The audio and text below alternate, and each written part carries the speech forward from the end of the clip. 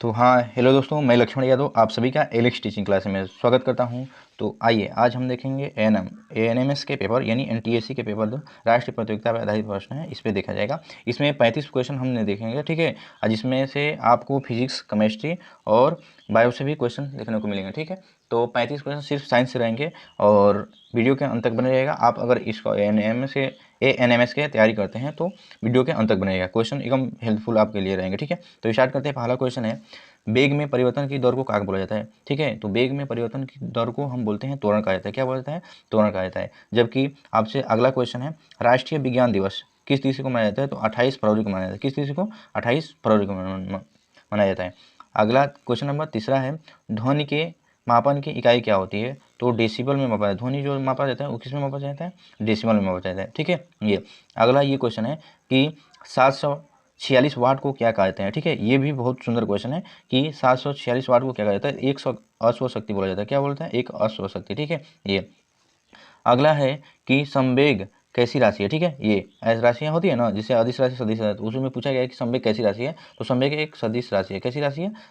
सदिश राशि है, ठीक है। चलते हैं अगले क्वेश्चन पे। अगला अपना क्वेश्चन है कि 1 सेकेंड, अगला ये क्वेश्चन 6 नंबर क्वेश्चन चलते हैं, ठीक है। 1 सेकेंड, हाँ तो इसको 1 सेकेंड, इसको हम जूम करते हैं, ठीक। ये हाँ पूछा गया है कि क्वेश्चन ये है कि सूर्य और तारों के में ऊर्जा किस स्रोत के कारण होता है, ठीक है। यानी सूर्य और तारे जो होते हैं ये ऊर्जा के स्रोत हैं। तो कैसा स्रोत होता है? तो नाभिकीय संलयन के कारण इनका होता है।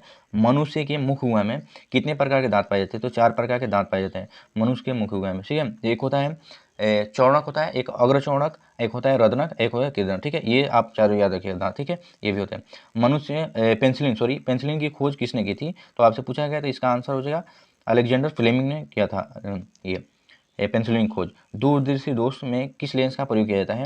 तो दूरदर्शी दोष में उत्तल लेंस का प्रयोग किया जाता है। किसका? किस लेंस का? तो आप बताएंगे उत्तल लेंस का, ठीक है। जबकि निकट दृष्टि दोष में अवतल लेंस का प्रयोग किया जाता है, ठीक है। ये वायुमंडलीय दाब किस यंत्र से मापा जाता है? तो वायुमंडलीय दाब बैरोमीटर से मापा जाता है, ठीक है। ये चलते हैं अगले क्वेश्चन पे। अगला ये क्वेश्चन है कि ये जल का ये है क्वेश्चन कि शुद्धता यानी शुद्ध जल का पीएच मान क्या होता है? ये पूछा गया क्वेश्चन कि शुद्ध जल का पीएच मान क्या होता है? तो आंसर इसका हो जाएगा 7 होता है। कितना होता है? 7। इलेक्ट्रॉन की खोज किसने की थी? तो जे थॉमसन ने। आपसे पूछा जाएगा कि इलेक्ट्रॉन की खोज किसने की? तो जे थॉमसन ने किया था, ठीक है। ये इलेक्ट्रॉन पर कैसा आवेश होता है, ये भी क्वेश्चन आएगा। तो आप बताएंगे इलेक्ट्रॉन पर एक ऋण आवेश होता है, यानी ये भी याद रखिए, ठीक है। ऊर्ध्वपातन का उदाहरण क्या है, ठीक है। ये ऊर्ध्वपातन का उदाहरण है जो होते हैं ऊर्ध्वपातन डायरेक्ट किस में हो जाता है? ठोस से डायरेक्ट गैस में बदलना ही प्रक्रिया ऊर्ध्वपातन कहलाती है। जिसमें कपूर होता है, इसको हम जलाएंगे ना तो डायरेक्ट ठोस से किस में हो जाएगा? गैस में परिवर्तित हो जाता है, ठीक है। ये इसका उदाहरण है कपूर है और क्या है? नौसादर। ये दोनों आप याद रखिएगा इसको, ठीक है। ये बर्फ का तापमान कितना है, यानी बर्फ कितने डिग्री सेल्सियस पे बर्फ जम जाता है? तो 0 डिग्री सेल्सियस पे बर्फ जम जाता है। ये भी क्वेश्चन याद रखिएगा, ठीक है। आरबीसी का जीवन काल कितने दिन का होता है? तो आरबीसी का जीवन काल 120 दिन का होता है, ठीक है। ये क्वेश्चन थे। अगले क्वेश्चन पे चलते हैं। अगला अपना क्वेश्चन होगा, यानी 15 नंबर क्वेश्चन इसमें देख लिए। अगले क्वेश्चन पे चलते हैं। अगला ये क्वेश्चन है कि 1 सेकेंड, हाँ तो 16 नंबर क्वेश्चन ये है कि मनुष्य के शरीर में कुल पेशियों की संख्या कितनी होती है? ये पूछा गया है कि कुल पूछा गया है तो 639 होती है। कितना होती है? 639। ये भी आपको याद रखना है। मनुष्य के शरीर में सबसे बड़ी ग्रंथि, ये बहुत सुंदर क्वेश्चन है, बहुत बार क्वेश्चन पूछा गया है कि मनुष्य की शरीर में सबसे बड़ी ग्रंथि कौन सी होती है? तो यकृत होती है। कौन सा? यकृत होता है। किस विटामिन की कमी से रतौंधी रोग होता है? तो विटामिन ए की कमी से कौन सा रोग होता है? रतौंधी होता है। विटामिन बी से पूछा जाएगा तो बेरी और सी से स्कर्वी रोग होता है। ये भी याद रखेंगे, ठीक है। ये संगमरमर का रासायनिक नाम क्या होता है? तो कैल्शियम कार्बोनेट होता है। सी इसका CaCO3 इसका सूत्र होता है। ये इलेक्ट्रॉन पर कैसा आवेश होता है? तो इलेक्ट्रॉन पर ऋण आवेश होता है, ठीक है। अभी हमने क्वेश्चन अभी देखे थे, इलेक्ट्रॉन की खोज किसने किया था? तो आप अभी लिखे थे, जाने होंगे, ठीक है। क्वेश्चन नोट भी करिएगा आप, ठीक है। साथ साथ क्वेश्चन आप अगर नोट कर लेते हैं तो क्या होगा आपके लिए? ये हेल्पफुल रहेगा, ठीक है। ये इलेक्ट्रॉन पर कैसा आवेश होता है? तो ऋण आवेश होता है। कैसा आवेश? ऋण आवेश होता है, ठीक है। ये भी क्वेश्चन याद रखिएगा। चलते हैं अगले क्वेश्चन पे। अगला ये क्वेश्चन है कि 1 सेकेंड, ये है कि कार्बन के अपरूप हैं, ठीक है। ये क्वेश्चन 21 नंबर क्वेश्चन है, कार्बन के अपरूप हैं। तो कौन से कार्बन का अपरूप है? तो आप बताएंगे कि कार्बन के अपरूप जो है ये कौन है? हीरा होता है और ग्रेफाइट। ये भी याद रखिएगा, ठीक है। विश्व पर्यावरण दिवस किस चीज़ को मनाया जाता है? तो विश्व पर्यावरण दिवस, ये बहुत बार भी क्वेश्चन पूछा गया है। तो विश्व पर्यावरण दिवस 5 जून को मनाया जाता है। ये एकदम धांसू क्वेश्चन आ गया जो है 20 डिग्री सेल्सियस को फ़ारेनहाइट में बदल लें, ये तो 68 फ़ारेनहाइट होता है। कितना होगा? 68 फ़ारेनहाइट। इसका आंसर आप याद रखिएगा, 68 फ़ारेनहाइट होगा। ठीक है, ये इसका एक फॉर्मूला होता है निकालने के लिए। ठीक है, ये 9/5, इसको हम अब देख लेते हैं। 9/5 सी प्लस 32 होता है। क्या होता है? 9/5 प्लस सी प्लस 32 ये, तो 9/5 सी है ना। अब अगर इसको रखते हैं 9/5 यहाँ पे रख देते हैं, एक यहाँ पे हल करें, 9/5 हो गया। उसके बाद सी का वैल्यू कितना है? 20 डिग्री सेल्सियस, 20 रखिए। उसके बाद हमको प्लस 32 कह रहा है कि 32 को फॉर्मूला चाहते हैं ये। अब ये 5 से 20 कट जाएगा कितने बार में? 4 बार में। और 4 में 9 से गुणा कर देंगे तो कितना होगा? 9 चौके 36, आप प्लस कितना हो जाएगा? 32, 36 32 जोड़ेंगे तो कितना हो जाएगा?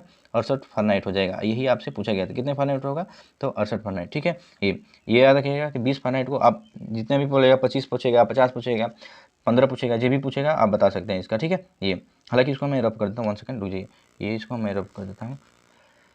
ठीक, ये है। अगला क्वेश्चन है 35 नंबर क्वेश्चन ये है कि 35 नंबर 23 नंबर, सॉरी 23 नंबर तो हो गया। अब 24 नंबर क्वेश्चन पे चलते हैं। 24 नंबर क्वेश्चन कि सूर्य से गर्मी पृथ्वी तक आती है, कैसे आती है? किस मतलब विकिरण द्वारा आती है। किस के द्वारा आती है? विकिरण द्वारा। इसका आंसर था ये 5 जून था, ये ग्रेफाइट था। ठीक है, ये अगला क्वेश्चन है 25 नंबर क्वेश्चन, ध्वनियों की चाल, ध्वनि जो होती है इसकी चाल सबसे अधिक किस में होती है? तो ठोस में होती है। ठीक है, ये ठीक, ठोस में अगर पूछ दिया आपसे तो एल्युमिनियम होगा, लोहा होगा, ये इसमें अधिकता होती है। ठीक है, ये ठीक है।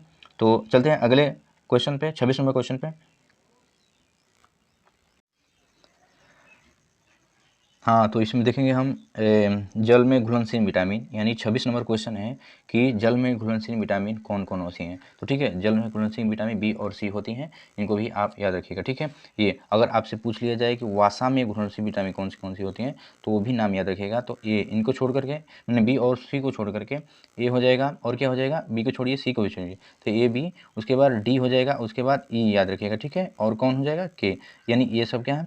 वासा में घुलनशील विटामिन है, जबकि आपसे पूछा गया था जल में घुलनशील विटामिन। दोनों क्वेश्चन याद रखिएगा। अगला क्वेश्चन है 27 नंबर, मधुमक्खी पालन को क्या कहा जाता है? ठीक है, तो इसका आंसर हो जाएगा एपी कल्चर बोला जाता है। क्या बोला जाता है? एपी कल्चर, मधुमक्खी पालन। ये भी बहुत बार क्वेश्चन पूछा गया।